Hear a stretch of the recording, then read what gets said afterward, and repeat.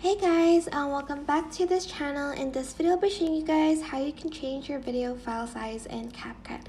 So above this video, as you can see, there is a 1080p button next to the export button here.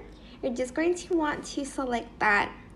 Now, if you adjusted like the resolution and slid it to the left like so, the file will be lighter, but if you slide it up to 2K or 4K, as you can see, the estimated file size will be bigger.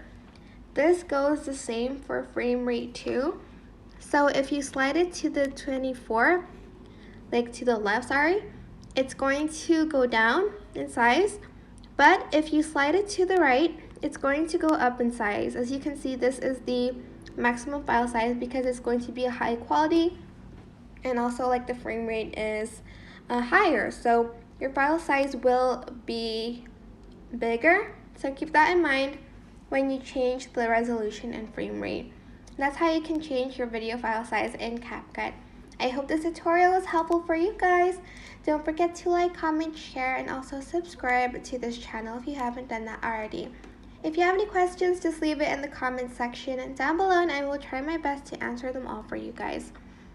And if you found this video helpful, please click the thanks button above the description box down below. Thank you so much for watching. Bye!